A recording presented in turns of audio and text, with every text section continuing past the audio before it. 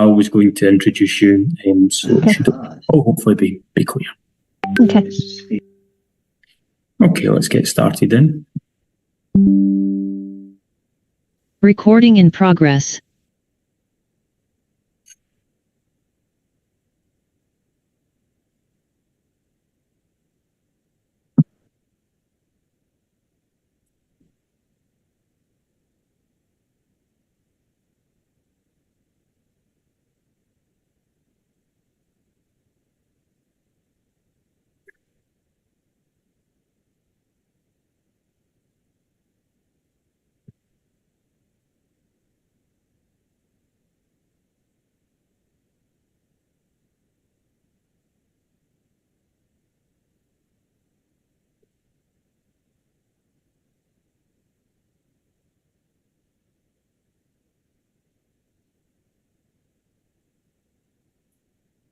Okay, well, good evening everyone. Welcome to the second session in the BAJIS webinar series. I'm Ian Kennedy, I'm the BAJIS Educational Lead.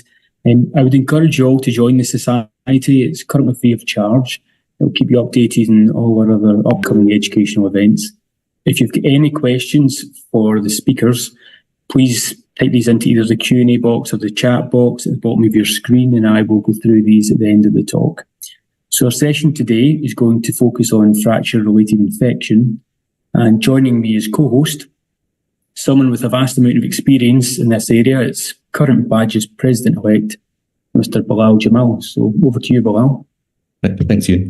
Good evening, and thank you to everyone for joining in today, and hopefully some people can join us via recording after the fact.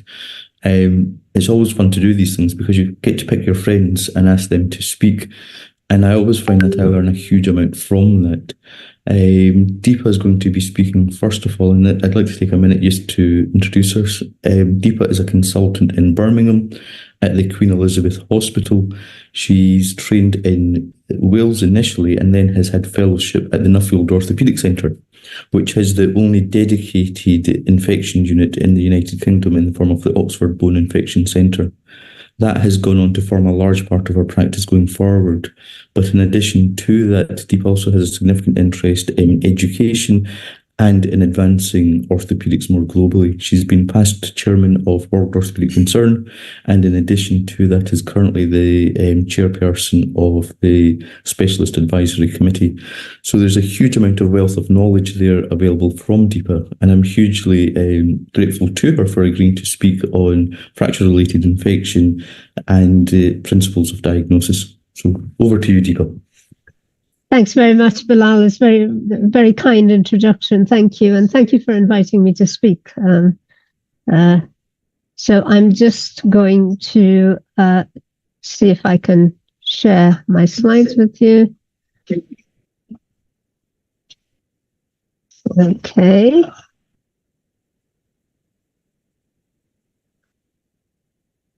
And hopefully that's gone on to slideshow. Someone could just give me, yeah? Is that okay? Okay, lovely. Thank you. So yes, thank you very much for inviting me to speak. And the focus of my talk will be diagnosing fracture-related infection. So the incidence of infection after trauma varies quite widely in the literature, from 6 to 15%, depending on which papers you read. But there are 7 conditions that it seems to be associated with, such as the injury site and complexity. So the more complex the injury, the higher the risk of getting an infection. This particularly applies to things like open fractures. Then it is also related to the patient's comorbidities, the number of operations, etc. So it's related to patient factors and injury factors, really. And we all know that it is common after open fractures. So why is bone infection in general a problem? And I'd like to introduce you to this concept of the orthopedic ostrich, if you haven't heard me speak of it before. So bone infection is a problem because it's difficult to diagnose and it's difficult to treat. And so we're going to talk a little bit about the relationship of the orthopedic ostrich to that. So it's difficult to diagnose because of several reasons. So first of all, if you look at the clinical photograph on the left, I think it's fairly obvious that anyone would say that that's infected. There's a sinus that's discharging pus, the surrounding skin is macerated and erythematous.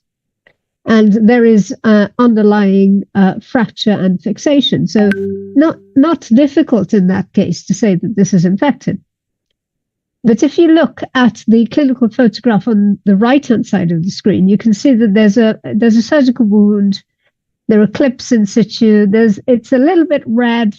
There's a little bit of a discharge, and you're wondering, is this infected or is it just post-surgical changes? So clinically can often be difficult to spot, especially in the early stages. So my sort of rule of thumb is that if you have underlying metalwork, then you can't assume that an infection is superficial. So there's no such thing as a superficial infection if you have underlying metalwork, because if you've got a wound infection, you have to imagine that that leads straight down to whatever fixation you have underneath. So the orthopedic ostrich approach is if I were to say, oh, well, that's just a superficial wound infection. But in fact, if you think about it, how can it not be connected to the underlying metalwork? So if you can't rely on the clinical picture, then what about tests? Well, white cell count, neutrophil count, ESR, and CRP, things that we rely on to give us a steer when it comes to other infections, like, for example, a soft tissue abscess. They all may be normal in implant-related infection, or they may be elevated for other reasons. So it's not always easy to tell if you go by lab tests whether there's an infection or not. So if you can't rely on lab tests, then you have to say that negative tests don't equate to an absence of infection. So the orthopedic ostrich approach would be if I were to say, well, the white cells are normal, the CRP is normal, so it's not infected. But that isn't the case. So if we can't rely on lab tests and clinical picture, then we move to imaging. And I just want to run through some terminology here to do with imaging, because people do sometimes find it a bit confusing. So if you look at the X-ray on the left-hand side, you can see certain pieces that I've labeled. So the old cortex, which is dyed, is the sequestrum. And you can see that it's been sequestered. That's why it's called the sequestrum, because it's been isolated and sequestered within the new cortex, which is called the involucrum. Now, the involucrum often has an opening in it, which we call the cloaca. And the hole in the skin, which we call the sinus, normally leads down to the cloaca, either by a straight or by a tortuous route. So it's easy to get confused between those two, but the hole in the skin is the sinus, the one that's discharging, but it's usually connected to the hole in the bone, which is called the cloaca. So that's just a little bit about terminology when we're talking about bone infection. So if we look at how we can diagnose bone infection, we have various modalities of imaging apart from plain films.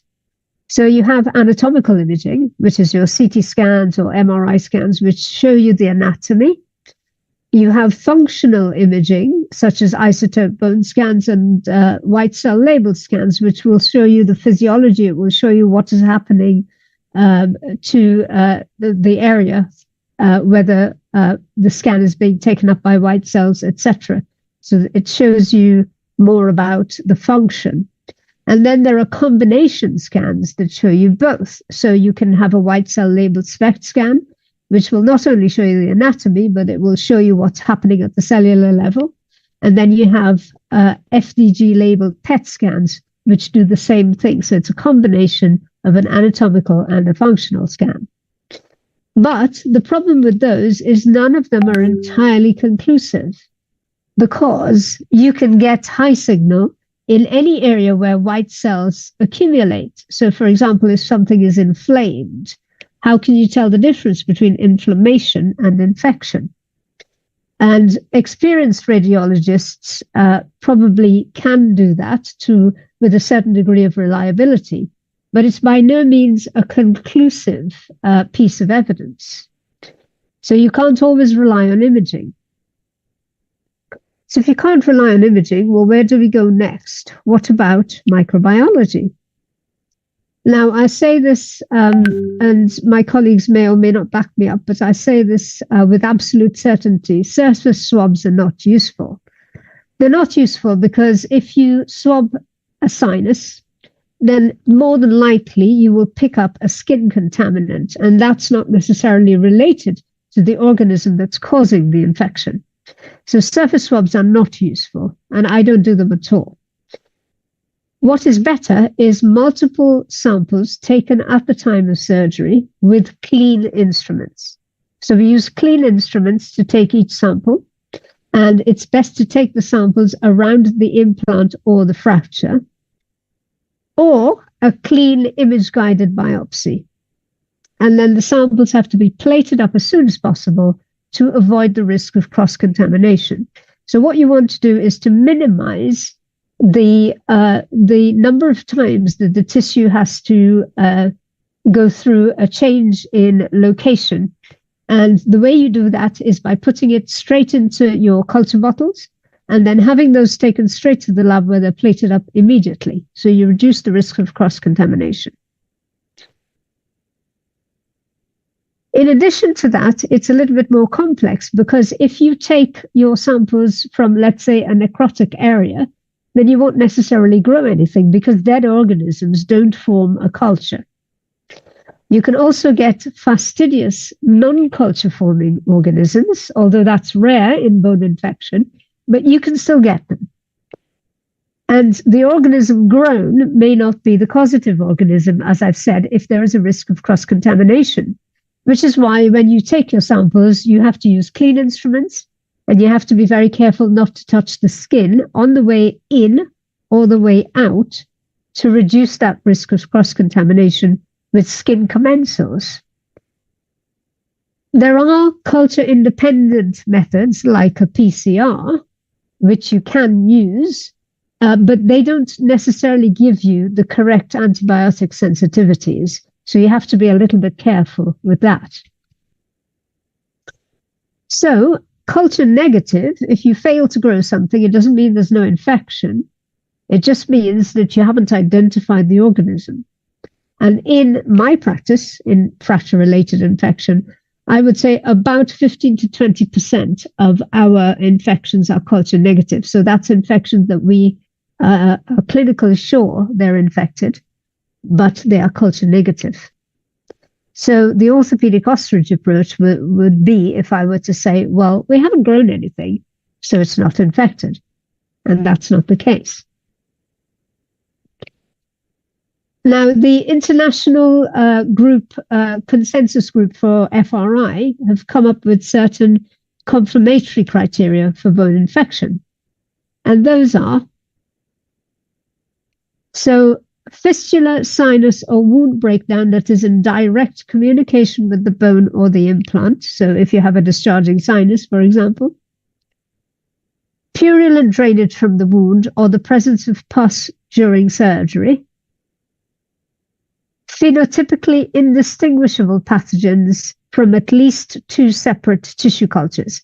So these are deep tissue samples that are taken in the manner I've described, using clean instruments for each, being careful not to touch the skin on the way in or the way out. And that's another confirmatory criteria. So phenotypically indistinguishable pathogens from 2 or more samples. And then the presence of microorganisms in deep tissue as confirmed by histological examination, or more than 5 polymorphonuclear cells per high power field. So when we take samples not only for microbiology, but also for histology. And we specifically write on the histology request form, please comment on the presence of polymorphs, because that's what we want to know. So having said all of those things, we realize that the diagnosis of fracture-related infection is not easy because there isn't one conclusive criteria apart from the confirmatory signs. I'll just go back. Sorry, I seem to be moving ahead. I'll just pop back to that. So apart from these confirmatory criteria for bone infection, there isn't one particular sign. And in a lot of cases, you aren't going to get these signs, and you're left wondering how you can tell whether something's infected or not, because your evidence has to be cumulative. So I'll just explain to you what I do. So the clinical picture is really quite important. So if you see redness around a wound, or you've got a history of discharge or a leaking sinus, even if the wound is currently dry, you have to assume that that's infected unless proven otherwise. There are softer signs such as redness and inflammation with underlying metalwork. But as I've explained to you, I don't believe that there is anything such thing as a superficial infection. If you have underlying metalwork, you have to assume that it communicates with the metalwork or with the fracture. The only caveat to that is that you can get wound breakdown because of ischemia or poor skin. But essentially, if you have underlying metalwork, that is an academic distinction, because as soon as the wound breaks down, the metalwork or the fracture is exposed to the outside world. And I have heard people saying things like, oh, well, it's covered with healthy muscle, so there's no risk of infection. I'm afraid that just isn't true. The skin is the only impermeable barrier. Muscle's not impermeable. So as long as you've got a communication between the outside world and whatever's going on inside, then you have to assume that that's infected. So what about tests? We've said that you can't always rely on lab tests, especially in the immediate postoperative phase, because they can be elevated. So I have to say, for chronic infections, I don't routinely check bloods. What about imaging? So this is how our practice has evolved in Birmingham. So we always get plain X-rays as a baseline because it can give you a lot of information.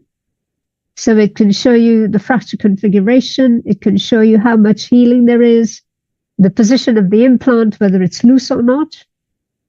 And then for advanced imaging, what we do is, if there's no metalwork, so if, let's say, you have chronic osteomyelitis, but the metalwork's previously been removed, then we will get an MRI, and that's our workhorse, really.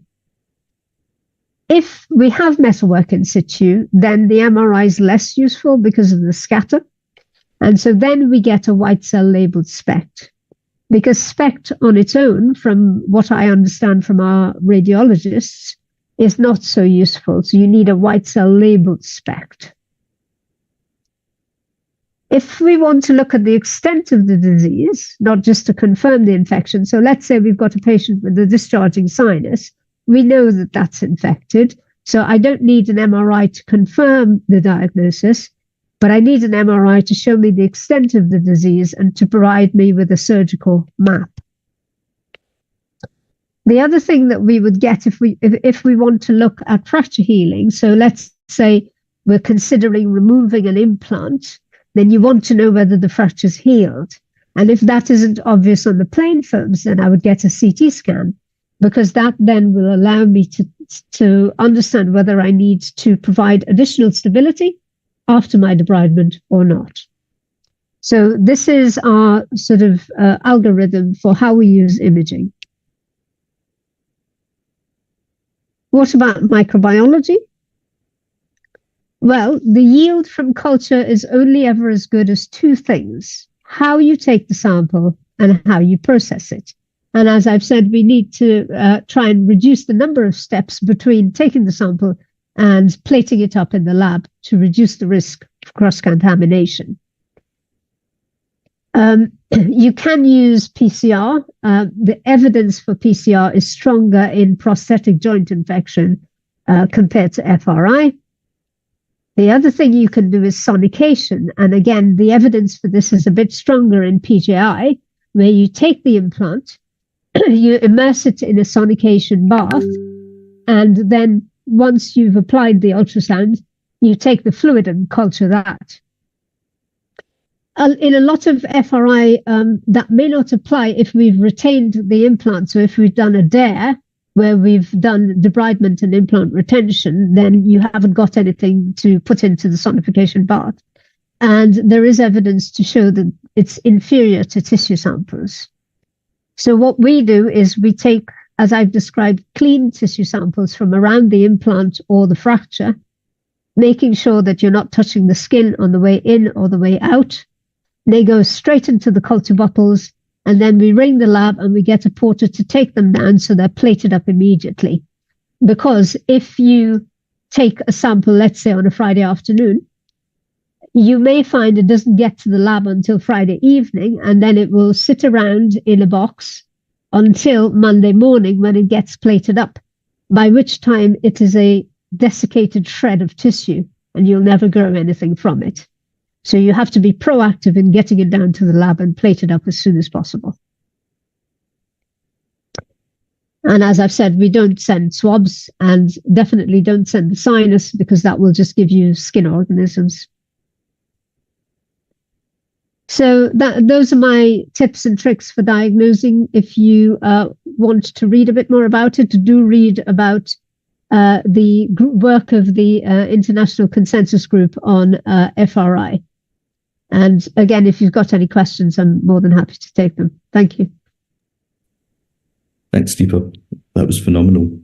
I wanted to ask something around what I find to be a relatively common scenario, whereby a patient presents and they've had, say, internal fixation of a pilon fracture, for example, and you're seeing evidence of early metalwork fatigue, and the bone morphologically looks abnormal on radiographs, and perhaps on CT as well, if you've had a chance to get that. And radiologically, the concerns are around infection. There may or may not have been a concern around early wound discharge, which never really amounted to anything. And in that circumstance, to my mind, it's difficult to know how to proceed, because surgical intervention in that case, to my mind, would involve resection of infected bone. And if there's a significant area of morphological change, that could be segmental excision of bone, which clearly has a morbidity in terms of the treatment provided.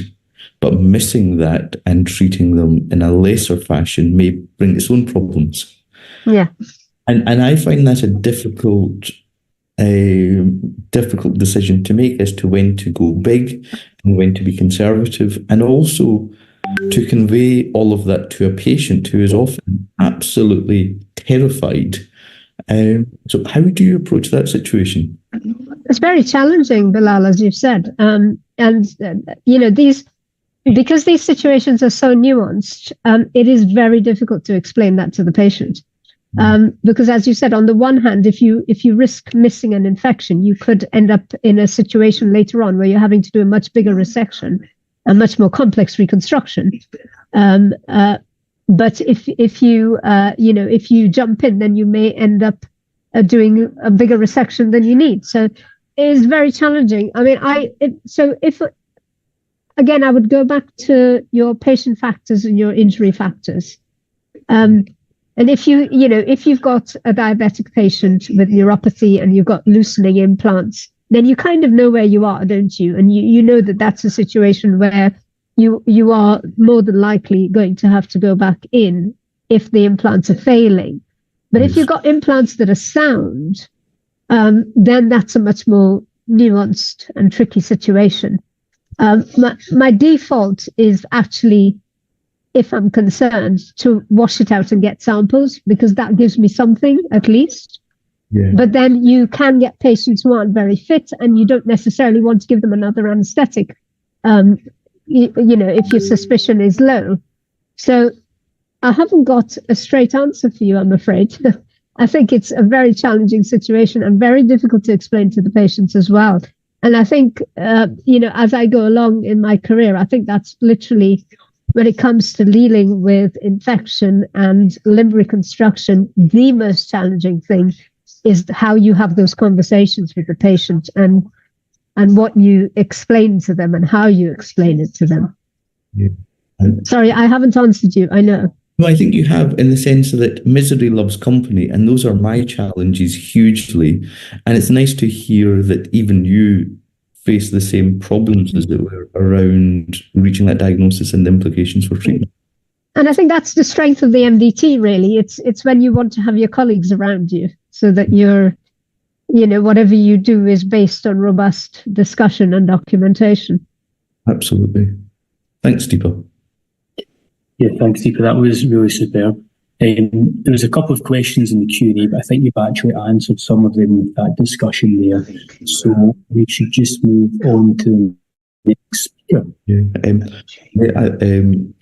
Before we move on, I just wanted to remind everyone that the Bone and Joint Infection Society has been going now for about a year and a half. We're looking to take new members to try and advance the cause of musculoskeletal infection in the United Kingdom. We're a truly multidisciplinary society, of which we're very proud. And our sister organisation is the Bone and Joint Infection Registry, which has been set up by Mike Reid, however, has involvement from throughout the UK. Both organisations are hugely supported by Biocomposites, who manufacture Stimulan, and they're also our corporate supporters of this evening's webinar, so we're hugely supportive to them as well. I want to go on and introduce Neil Ritchie next, who's going to be giving the next talk. Neil's a good friend of mine. He works at the Queen Elizabeth University Hospital in Glasgow alongside myself. He's an infectious disease physician and has a strong interest in musculoskeletal infection. And he has the dubious honour of being the clinical director for all of medicine in what is a hugely busy unit. And as part of that, of course, he manages musculoskeletal infection for about 2.5 million patients. And Neil's going to give us his thoughts on pragmatic antibiotic prescribing in polymicrobial infection. Thanks, Neil. Thanks very much, Bilal, and thanks, Ian and Bilal, for inviting me to speak. Hopefully you can see my slides. Bilal, is that working? Fantastic. Yes. So, I always find the audience for these things slightly tricky, because it's really, I find it fair to assume that there'll be a reasonable number of orthopaedic surgeons in the audience, but I have never any idea how many infection specialists there'll be. So I've probably pitched this slightly in between. So apologies to infection specialists if it feels a bit light. Hopefully there'll still be some stuff there for you, and just for my orthopaedic colleagues to get a bit more insight into how at least I use antibiotics in this context. I thought that looking at polymicrobial infection would be a reasonable thing to do for this context, because as we'll see, polymicrobial infection is particularly common in fracture-related infection. I'm not convinced that my strategy of antibiotic management of fracture-related infection is fundamentally different from other bone and joint infections, and so I didn't want to give a generic talk. So I thought I would focus on this area. Let's see if I can advance. So, fracture-related infection unquestionably has a different pathophysiology to arthroplasty-related infection, as Deepa has already outlined. There's far less published research on fracture-related infection, and so much of the evidence, and particularly I think around antibiotic management, a huge preponderance of the evidence is based on us inferring from other work, principally on arthroplasty-related infection. But there are important differences in the patient population and the microbiology, not to mention the treatment goals.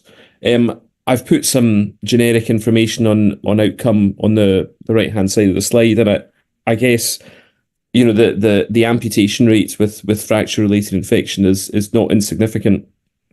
Certainly much higher than we see with arthroplasty-related infection, and so these are high-stakes infections for the patients that we're treating, and many of them are unaware of just how high the stakes are, and that certainly feeds into the patient concordance and compliance as we come back to later, because some of the things that we do with antibiotics often make them feel pretty miserable for the duration of their therapy. Polymicrobial infections are overrepresented in fracture-related infection. I've just selected a couple of papers here to put up, but there are any number that talk about the polymicrobial infections in fracture, and that presumably happens for at least a couple of reasons. The site of the infection often on the extremities, so ankle and tib-fib fractures and upper limb fractures probably lends itself to the development of polymicrobial infection because of the different microbiome of those skin surfaces. But also, open fracture is strongly associated with polymicrobial infection, and the extent of the polymicrobial infections in various case series, which varies quite widely, may well be related to that. But there's a direct comparison in the plot at the bottom of the screen, where fracture-related infection is in blue compared to arthroplasty, another orthopaedic implant infection, with about twice the incidence of polymicrobial infection compared to those other orthopaedic infection domains. And this is a UK paper on the right here. With polymicrobial infection, particularly early after fracture fixation, running to 50 to 60% if the presentation is within 10 weeks. So there's lots of polymicrobial infections in this population. What does that mean? Well, in general, in infection, when we see polymicrobial infections, it tends to push us towards gram-negative pathogens, and that's certainly the case here.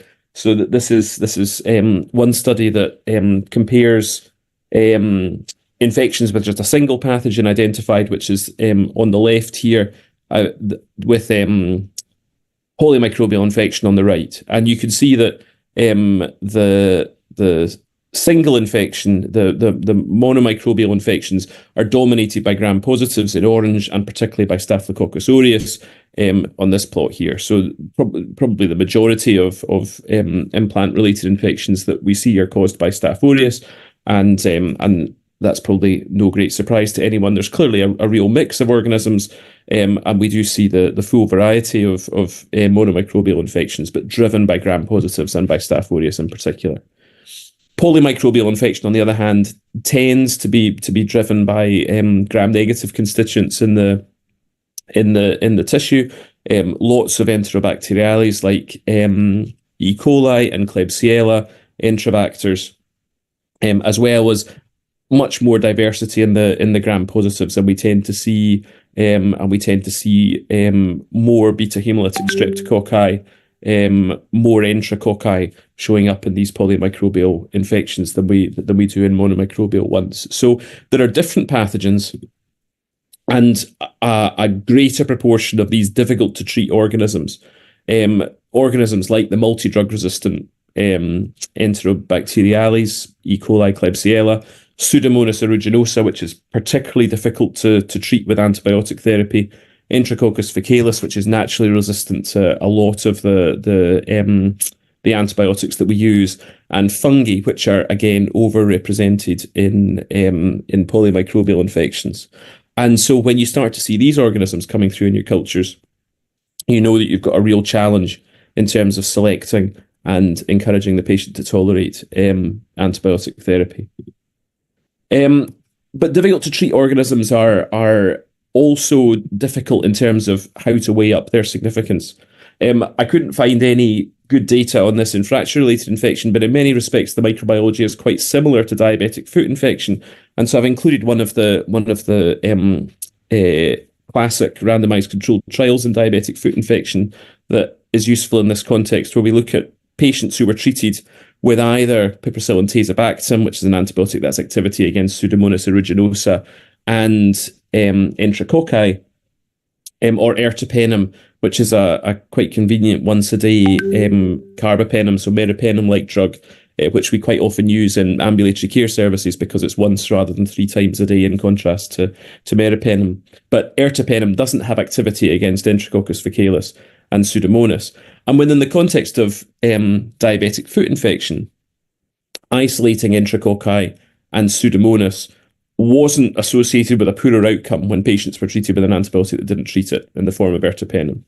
This study needs to be interpreted with a great deal of caution. Not all the patients, only about 50% of patients in the study had osteomyelitis, and patients were carefully selected for entry into the study, and so investigators may well have felt that their isolates weren't significant, so that they could get into the study. But it does make an important point that some of these difficult to treat organisms that we encounter in polymicrobial infection often aren't the dominant species causing infection.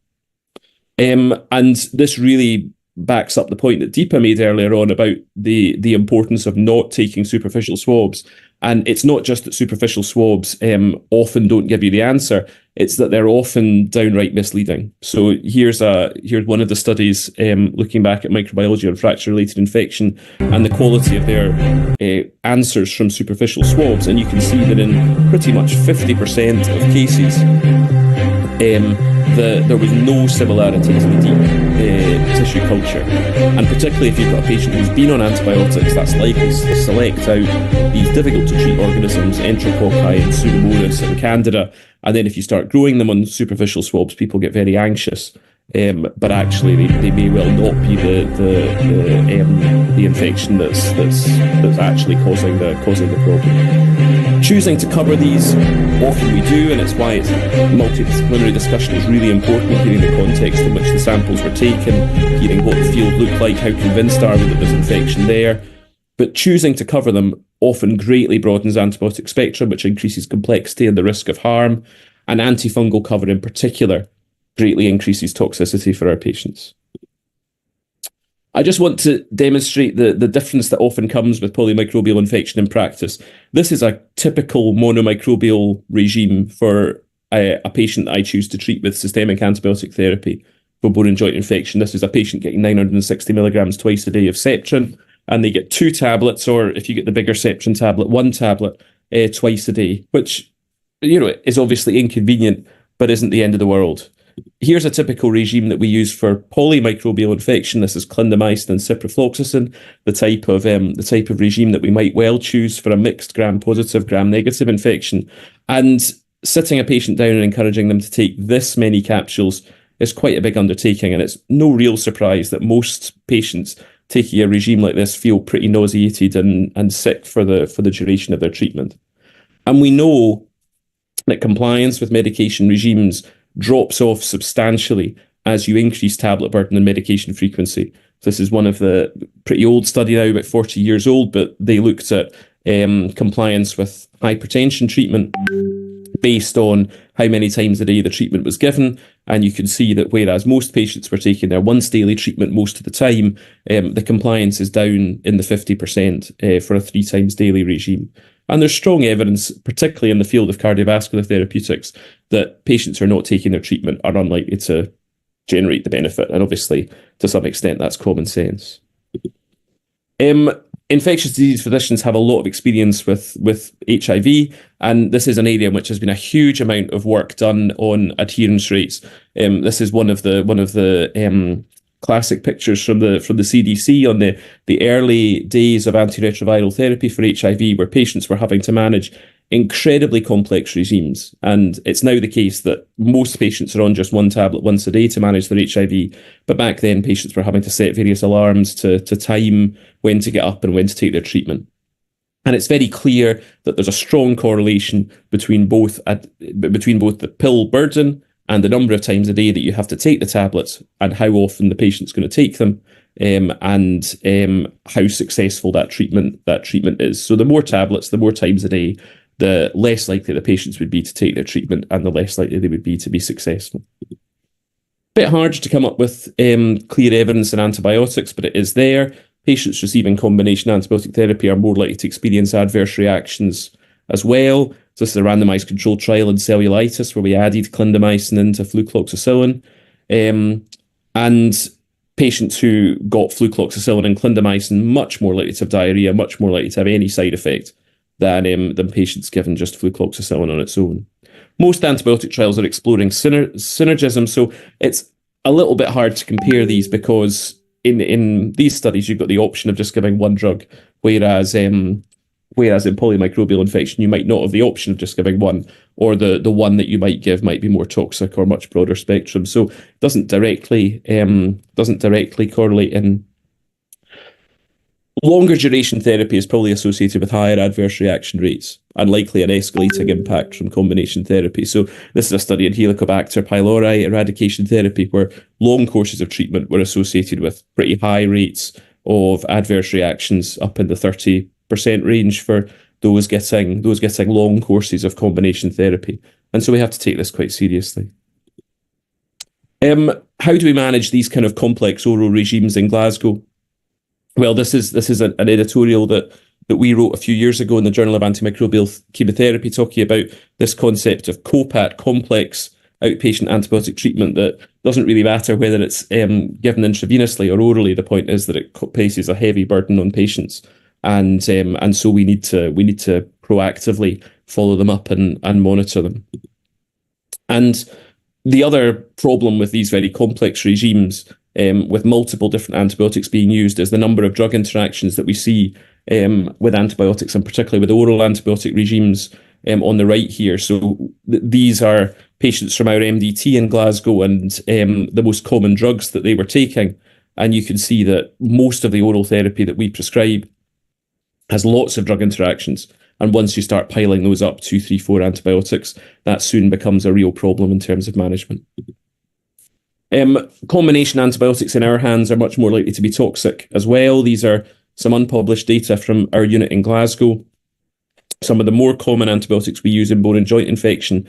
And you can see that particularly for linezolid and the fluoroquinolones like ciprofloxacin or levofloxacin, when we combine those with other antibiotics in orange, the rate of toxicity requiring discontinuation goes up dramatically. So if I prescribe a linezolid antibiotic combination, the chances the patient will discontinue that due to lack of tolerability or toxicity is greater than 50%. And we've now are beginning to reconsider whether we use these regimes at all, or if we just use them in carefully selected patients who we feel are at lower risk and more able to tolerate them.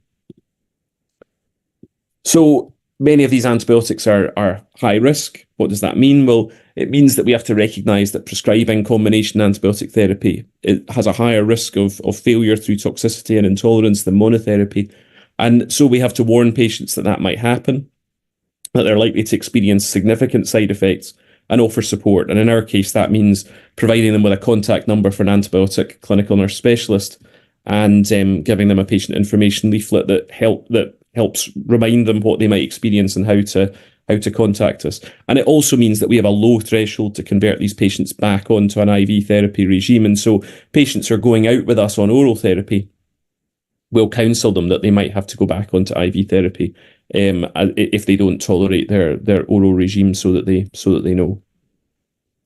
I want to just present a couple of cases now before I conclude, if I've got time. Hopefully I can't get my clock up, so hopefully I do. Bilal, just cut me off if I'm running short. But this is a 42-year-old man. I think it might be one of yours, Bilal, actually, presenting with a lower limb fracture managed with an early internal fixation, who developed an early post-operative infection within a few weeks.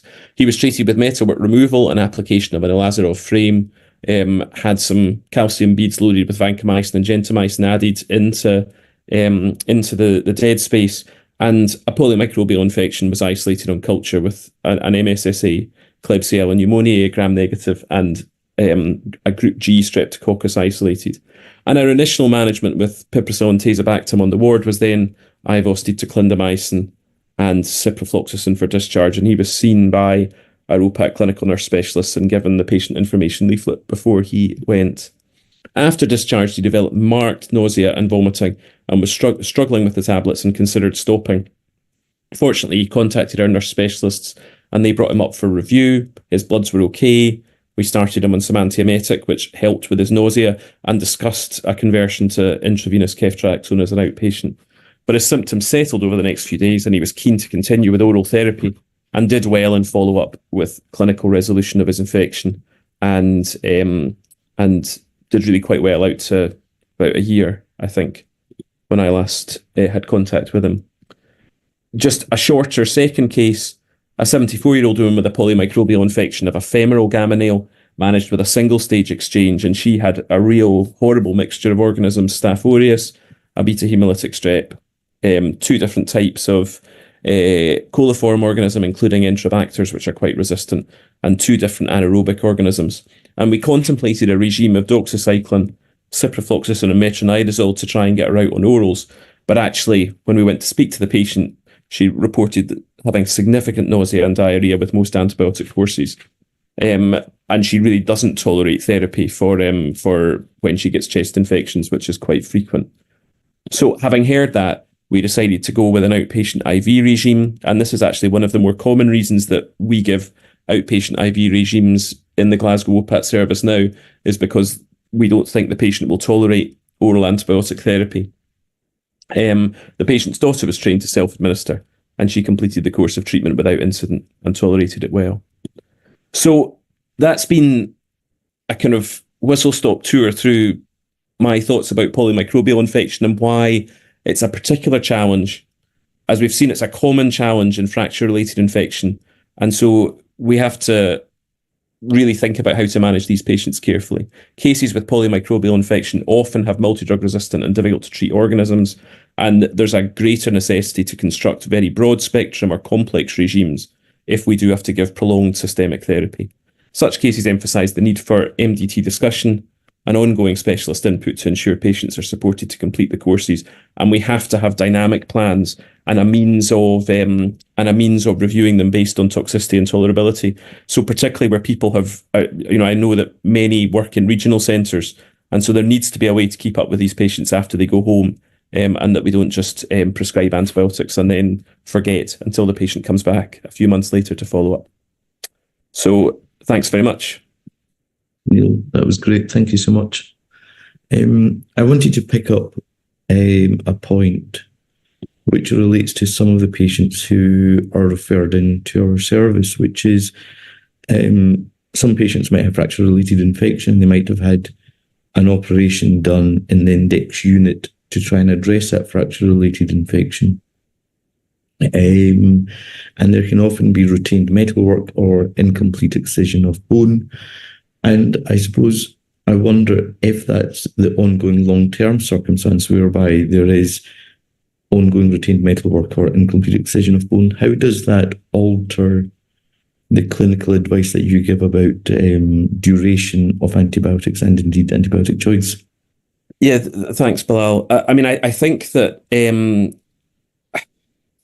So first of all, if there's retained metalwork and we can't remove it, that brings in the whole discussion around biofilm and how best to manage that we have frequently in prosthetic joint infection. And I do try to use rifampicin if it's appropriate in these circumstances. The evidence I don't think is there at all in fracture-related infection, and it's a bit stronger in prosthetic joint infection. But I think for me, I bring that across, and I do use rifampicin in these cases if it's appropriate. But I know not everyone does. In terms of duration, I think that's extremely difficult, because there's no test of cure in these patients. As we've seen, many of them are in an extremely high stakes situation. So they've maybe already had so much bone cut out that a further surgical revision essentially would be amputation.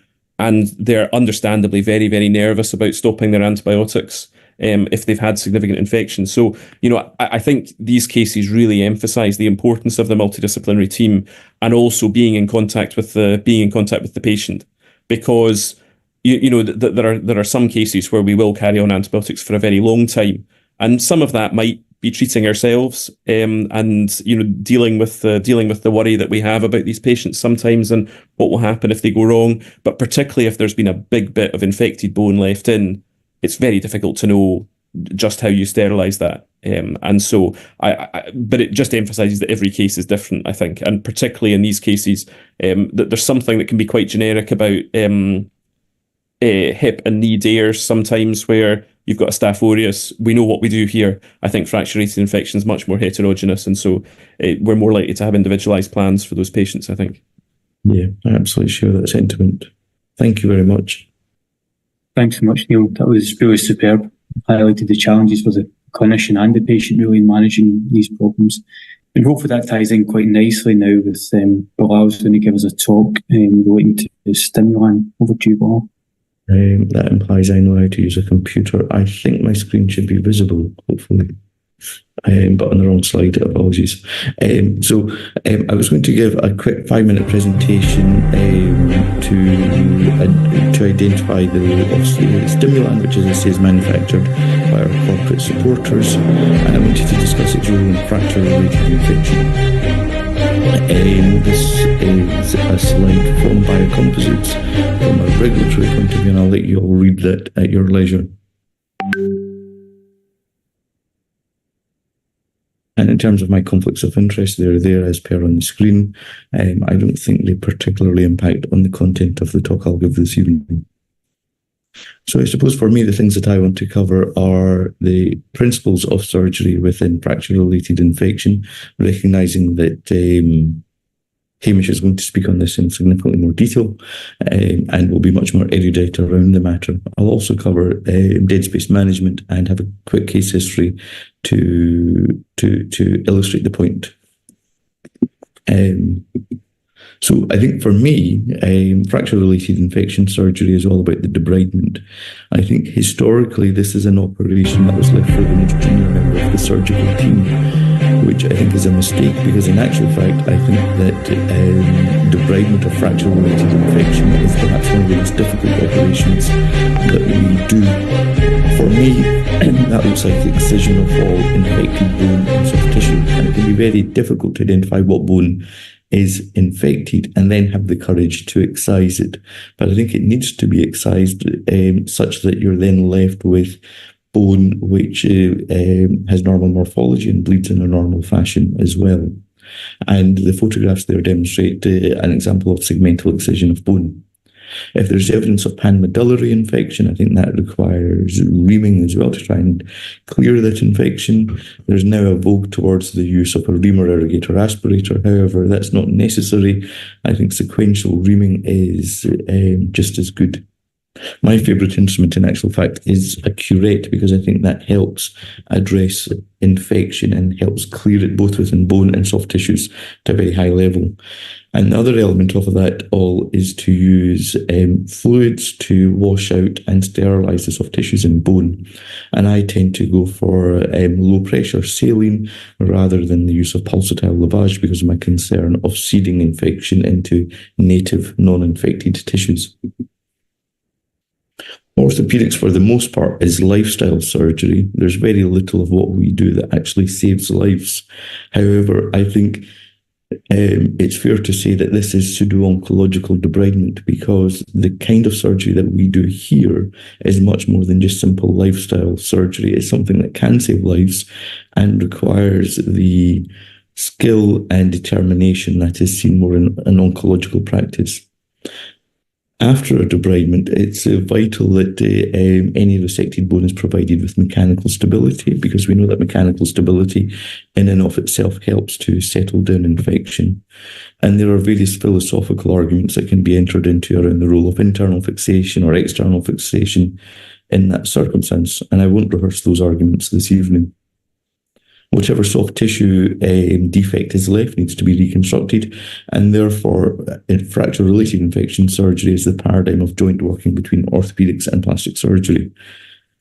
And again, whatever bone defect is left, that must be reconstructed, and these days there are multiple ways in which to manage that.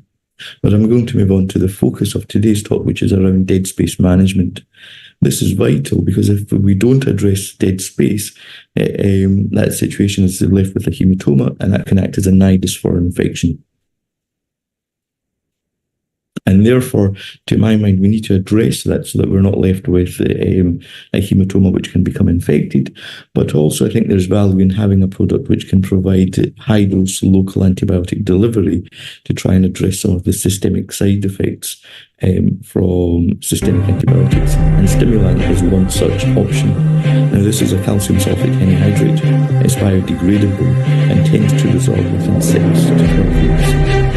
It's osteoconductive, and within the European Union is licensed for use with vancomycin, gentamicin and tobramycin. But I think it's fair to say that it's commonly used off-license with a large mixture of antibiotics and antifungal agents.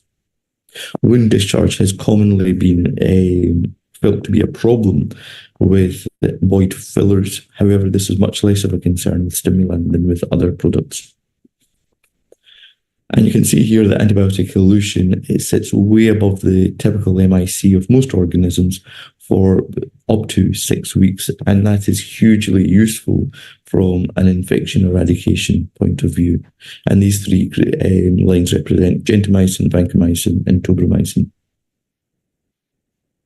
I think from my point of view, tips for use are to pick antibiotics carefully, and therefore I tend to, on an empirical basis, use vancomycin and gentamicin and mix both into stimulant. If there are previous culture results, I use those, and should the situation be anything more than moderately complicated, I discuss it with the microbiology and ID colleagues. I think a two-layer repair is hugely useful to try and mitigate against the risk of significant wound discharge. And if that's not possible, I tend to get early involvement of my plastic surgery team to ensure that flap coverage is considered. And I wanted to quickly demonstrate one case where I had a patient with fracture-related infection. This is a chap who's 52 years old who presented with relatively poor physiology. He did 9 DVTs within his right leg previously. He did 3 previous DVTs and had a past history of hepatitis C. And the thing which was driving all of this was a history of drug misuse, and he was currently on methadone. He'd sustained a closed right ankle fracture, which was bimalleolar in nature. And 2.5 weeks down the line had proceeded onto internal fixation. Had proceeded onto internal fixation at the time of injury and had then represented 2.5 weeks down the line with this picture where radiographs for the most part looked satisfactory. We might quibble about the choice of fixation in a relatively high-risk individual, but I think these clinical photographs would highlight some of the concerns. He had evidence of early wound failure, and as Deepa had proposed, there was a real concern of deeper infection in the circumstance. He went on to have debridement by the local team who removed the lateral metalwork, and as you can see there, had applied a back dressing. And therefore, he was left with a large lateral-sided soft tissue defect. There was an attempt to treat this with a back dressing over the course of a few days, but the situation didn't improve, as is relatively predictable, I guess. He was discussed within the infection MDT and was demonstrated to have a polymicrobial infection, which was multi-drug resistant, and therefore was started up on a mixture of IV and oral antibiotics. He went on to come under my care and had further surgery approximately a week following debridement, at which point his findings were fairly typical. I tend to find in these patients that there's a gross infection within the peroneal tendon sheath, and that needs excision, as does the fibula along the length of where the plate sat. The ankle joint itself tends to be infected and tends to sit as a mode of introduction of infection into the medial malleolar fracture, and therefore I removed the medial malleolar screws and the fracture itself. I inserted stimulant into that posterior lateral defect that is often left following this level of debridement, and that was impregnated with vancomycin and gentamicin. And for soft tissue cover, the plastic surgical team proceeded with a peroneus brevis turn down. And as I say, there are multiple conversations that can be had about internal or external fixation. But in this circumstance, I proceeded with an Elizarov frame to help achieve an ankle fusion. And these are radiographs, image intensification views from theatre. You can see there that the stimulant sits posterior laterally, that the ankle joint has been prepared and compressed and fixed with the Elizarov frame. These were radiographs after a month and a half or so, at which point you can see that the stimulant has resorbed, which is clearly encouraging, as that would suggest that it's not going to act as a long-term nidus for infection. Radiographs a year down the line would suggest that his ankle joint had fused, and at that point the frame was removed. And thereafter, he represented about 16 to 18 months after the fact, at which point you can see that his ankle joint has quite successfully fused. You can see that he had evidence of venous insufficiency within this lower limb, which isn't surprising considering the past history of DVT, and he had venous ulceration, which settled with compression dressings. So I think, to my point of view, dead space management is vital, and the local antibiotic elution has a role to play in the eradication of infection. And these are the principles that we have covered today. I'm happy to take questions on that basis.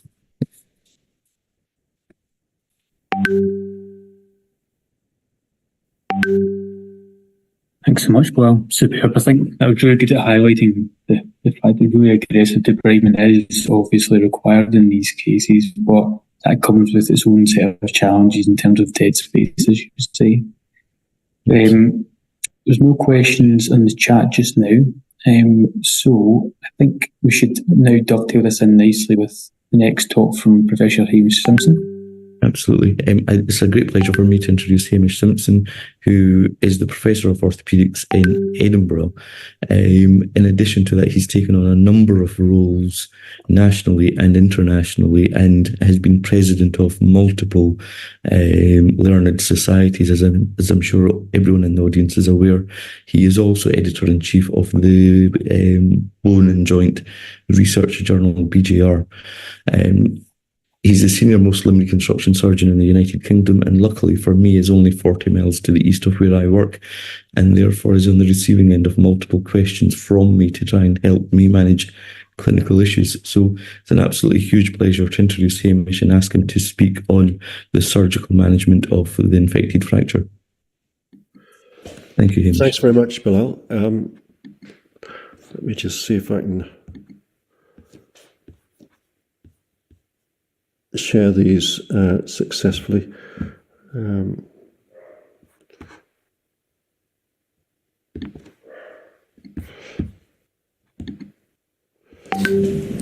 Is that sharing successfully now? Yep, looks good. Yes, it is. That's good. Okay. So what I was going to cover today is a little bit, particularly when to intervene in fracture-related infection, and a few things about how to intervene. But I think it's often actually deciding the timing of to intervene is particularly difficult. As Bilal suggests, my disclosures, editor-in-chief for this, we get some departmental funding, but there's no conflicts relevant to this talk. So there are some overriding priorities in fracture-related infection to save life in terms of necrotizing fasciitis and other situations if there's vascular compromise for saving the limb. But then there's a lot of other cases we see, such as one like this, an early mild wound redness without any kind of deep hematoma or other swelling, with a stable fracture fixation, where if it's within the first kind of week, 10 days, I think the majority probably would not actually intervene straight away in a case like this.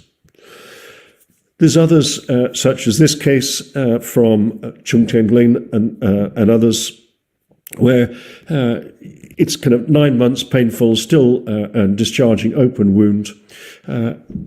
And I think the majority of us would actually think it's time to actually do something to intervene in this patient. But there's other cases where we have an X-ray as shown on the right there, where there's some kind of periosteum. There's still a leaking wound, but would we actually all kind of rush in on that one, or would we kind of do something else? And I'll come back to this case a bit later on. So, when should we intervene? Now, is time the main determinant for this? Is that the thing that should actually tell us whether or not we need to intervene? And certainly, when we were planning a workshop on infections and the kind of treatment algorithms, our initial draft had 3 talks: one from acute infections, 0 to 4 weeks; intermediate, 1 to 6 months; and then chronic, more than 6 months. And others such as kind of Trampets and Zimmerli have also kind of considered that the infections should be divided up according to whether they're early, less than 2 weeks, delayed 2 to 10 weeks, or late, more than kind of 10 weeks. And as has been kind of alluded to already by kind of Neil, kind of Ritchie, time is clearly very important in terms of things like the organisms that we grow. You mentioned the kind of Wang and Corrigan studies. It's also in terms of the route that the infection is likely to have reached the kind of deep structures. It also is important, not necessarily from the infection side, but also about the construct stability and the chance of achieving union. So time is clearly an extremely important factor. But what I'd like to suggest is it's perhaps not the most important in terms of working out whether or not we need to intervene. And certainly if we look at it just from the biofilm stage of things, the biofilms are actually formed within a matter of kind of hours to days. And so if we were doing it on the basis of the what's happening kind of deep inside the infection, even by the time of kind of 10 days, it's probably kind of already become a chronic situation from the bacteria's point of view. And indeed, if you look at this is a review we did on total hip replacement, DARE procedures for total hip. It looked as if there was an infection around about 7 days, suggesting that, in fact, your chance of success, if you were going to doing a DARE in kind of prosthetic joint infection, kind of reduced after 7 days. Although, interestingly, it still remained at a reasonable level for quite a prolonged period of time. So, if it's not time per se, perhaps what we should be doing is just asking ourselves 5 questions, and to ask ourselves these 5 questions at any time during the procedure. And if the answer is yes to any of these, then we would need to intervene. So first of all, skin, is the bone covered? Because we all know that if the bone is exposed, then it will die, and so dry bone is dead bone.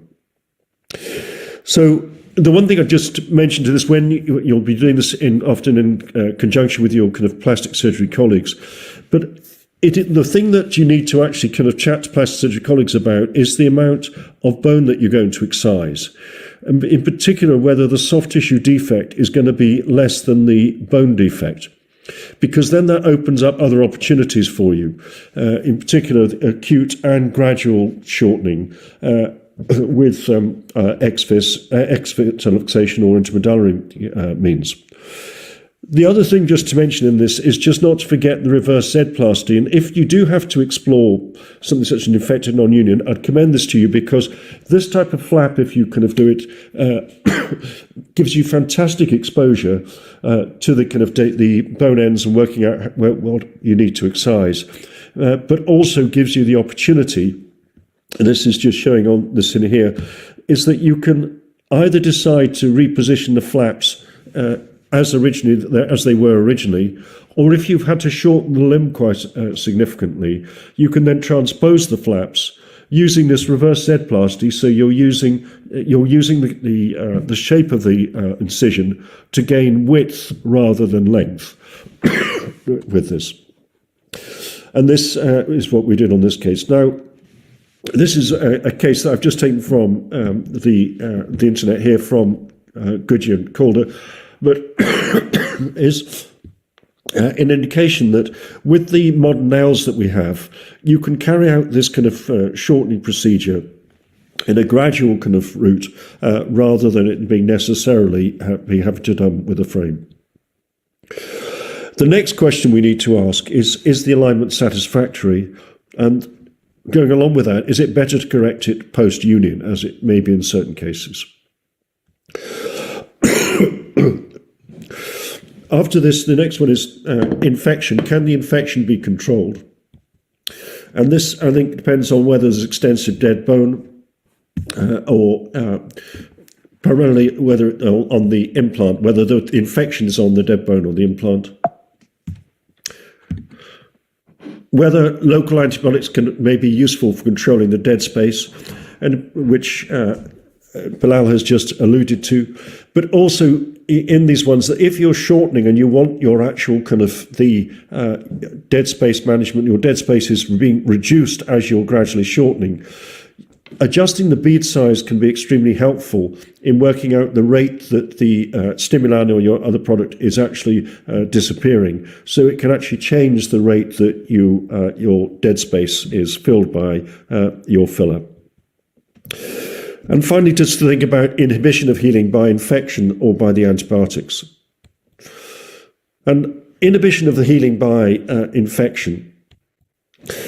I think there's a couple of things I wanted to mention here. One is that this is actually a osteoblast here engulfing bacteria, and the bacteria are directly kind of poisoning this osteoclast. And that's clearly of massive importance for primary bone healing, where the osteoblasts are being kind of prevented from doing their action by these bacteria. But the other things that happens is that the bacteria are likely to cause a persistence of the inflammatory state. And that's particularly important for indirect fracture repair, where if you can't get rid of your inflammatory phase, it's impossible to progress on to the next phase. So there are these two ways I think the infection is actually blocking the healing. One is and the other is the inflammatory stage. But as well as the infection inhibiting healing, we have to be aware that the antibiotics that we give can also inhibit fracture repair.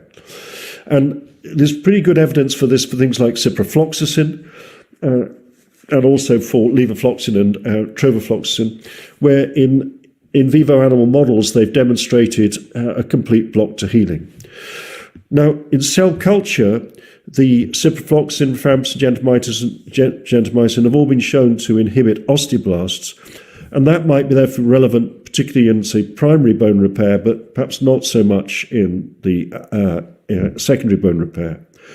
But the key thing is that clearly we need to control the infection, therefore we need to give the antibiotics, but is just to be aware that if we give very high doses for a long period of time, it's just to kind of keep an eye on our fracture repair process in case there's inhibition of that by the treatment we're giving. The next question I think we need to ask ourselves is whether our construct that we have on there will stabilise the fracture to union. And you can see this in this case here, there's already begun to be some loosening of the implant, and it's unlikely that this will stabilise to union. So with this infection here, it was better to intervene at this stage, and actually we chose to put on a longer plate and do a Mascali technique for this one, rather than wait for this to fail. But if the construct will stabilise the fracture to union, then it may be possible to carry out either just to suppress the infection or to carry out a DARE procedure. So in terms of the revision procedures for FRI, I think just a few kind of principles. One is that it's clear that we need to obtain stable fixation, because that helps control the infection. There's work from several kind of studies, particularly in models in rabbits and hamsters, showing that if you've got instability, it's very difficult for the body to control infection. Whereas if you have stability, it's a lot easier to control infection. The second principle I'd suggest is that we don't contaminate an uncontaminated canal. If the initial treatment has been with intramedullary nailing, the canal is compromised, and if you put a further intramedullary nail down, I don't think it is actually a problem. But if it's been a plate fixation, then I certainly prefer not to actually put a nail down to spread infection up and down the canal. And the other things, the principle would be to minimise hardware at the site of infection, and to cover with local antibiotics. So next thing is in terms of our union and final thing, can we achieve union? And this depends, I think, on which strategy that we're going for. And it's just to remind you that with fracture-related infection, there's two interrelated orthopaedic problems. One is deep bone infection, and the other is a failure of fracture healing. And the strategies you can either go for are treat the fracture, then the infection. Next one is to first of all treat the infection definitively and then the fracture. Either then to do both at the same time, which you would do if you were doing an acute shortening procedure. And finally, to do neither, which is to carry out an amputation, which, again, as Neeraj pointed out, happens in about 3% of the FRI cases. If possible, though, I would suggest that you go for A, which is to try and treat the fracture first and then the infection, because if you can get union, you can often carry out a less morbid procedure for the patient than if you actually kind of try, if you go for these other options. So, can union be obtained? Or even can union of part of the fracture be obtained? Because if you can achieve union of the intra-articular component of a fracture, that can often, again, reduce the morbidity that's needed for the review of your option for final treatment. In terms of whether you can, a DARE procedure is likely to be successful, the smoking is one of the main things that reduces the chance of success. Smoking in general kind of reduces the chance of getting union, but these colleagues by Reitmeier et al. In 2008 pointed out it was a 3.7 times rate of failure if patients were smokers. But the key thing, I think, is to monitor regularly, and actually kind of Deepa alluded to this as well, that for us, the CT scan is extremely useful for monitoring whether or not the healing is progressing. And we'll often, every kind of 6 to 8 weeks, get CT scans rather than plain films for monitoring whether or not the bone is healing.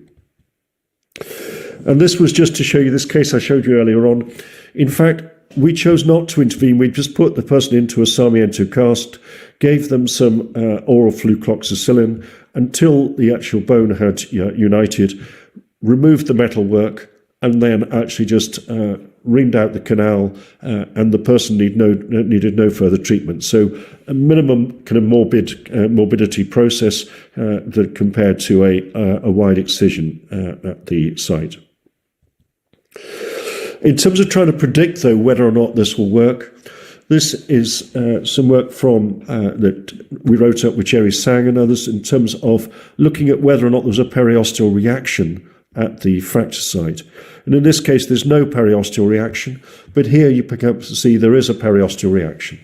And if there is a periosteal reaction, there's a far greater chance that with an exchange nailing procedure, the patients will go on to unite. So a 5 times relative risk of failure in accepting non-unions if there's no periosteal reaction. So finally, when should we intervene surgically? This was just showing for this type of case, though, which achieves all of these kind of 5 questions. The skin cover isn't adequate. The position isn't adequate. I think you wouldn't want to accept this kind of position up here. The infection kind of, I think, is not possible to control, and we're not going to be able to kind of hold this position to union. So with all of these, this person was actually kind of treated, I think, very appropriately with a wide excision here and a switch to a frame to actually kind of obtain union. So just 2 slides conclude with. To me, in terms of when we should intervene surgically, I think there's 5 questions to ask, and if the answer to any of these is yes, is no at any time, then we should intervene. So first of all, skin, is there adequate skin cover? Position, is that satisfactory? Infection, can it be suppressed to union? And construct, will that hold the kind of bone to union? And can union be obtained without further intervention? In terms of the principles, I think the skin, just the only thing is to remember the possibilities of acute and gradual shortening, particularly if the skin defect is less than your bone defect. The position, I think it's frequently possible to correct the shortening post union, but only occasionally do we correct alignment post union. If you can get your bone kind of healed in a good alignment, but just short, it's a relatively simple procedure then to regain length. Infection, Infection versus antibiotics is just to be aware of the kind of these conflicting things. It's obviously clearly vitally important to control the infection. Therefore, we will be using antibiotics, but just to be aware and to monitor whether or not they could be inhibiting the healing. And as I mentioned, local antibiotics particularly useful, and kind of titrate the bead size for the time that you want the kind of your dead space filler to be present. And in terms of the principle for if you've got to change your construct, is just not to contaminate an unadulterated canal. And finally, if possible, go for union first strategy, but to monitor very carefully with CT to see whether or not you're going to be able to achieve that. And with that, I'll close. Thank you very much for your attention. Hamish, that was, as ever, a phenomenal talk. In particular, thank you for the clarity of thought there. One of the things that I wanted to clarify was around timing of surgery. In that, I suppose this group of patients presents in one of two fashions. There's a group of patients who present to clinic, for example, and they've had grumbling infection and problems consequent upon that, and they can be added to a semi-elective list, as it were. But there's another group of patients who present in an urgent fashion and are admitted. What do you think the timeframes should be for these group of patients having their surgery, and who should do it, and when should they be temporized with antibiotics to let the situation settle down? So I'd just like to explore timings around surgery in a bit more detail, if you don't mind. In terms of your kind of question of who it should be done by, I mean, I think all of these are consultant cases. I mean, they're not. A lot of them are very difficult decisions, so they should be consultant cases. In terms of the timing, I mean, I think one of the things is if you've got there's an acute inflammatory process going, if there's cellulitis, then it may well be that they can just be admitted for antibiotics, and you don't have to intervene surgically. For those ones, we will get an ultrasound, possibly an MRI, but as Deepa's mentioned, the problem with MRI, if there's a lot of metalwork in there, it often can't actually tell you whether or not there's pus that needs draining. If there's pus that needs draining, then we will take them to theatre for that. But if it's just a cellulitic thing, we will just give antibiotics. And then it comes back to the question, I think, can we suppress the infection to union, or do we need to intervene to get union? So it comes back to me, those 5 questions, rather than actually say that we have to go in and we have to change. Because if you do go in early, you will often end up doing a very wide resection. You're then committing the person to a potentially, a bone transport procedure and months of treatment. So that's why, if at all possible, I'll go for the union first strategy. I'll try to avoid doing kind of a radical procedure, but at the same time monitoring very carefully. And if we're stagnation of healing, then you must intervene. So, thank you. That's really useful. I wanted to just highlight a couple of things before we finish up for the evening. The first of which was to again thank our corporate supporters, without whom this webinar series wouldn't be feasible. There's Dr. Ritchie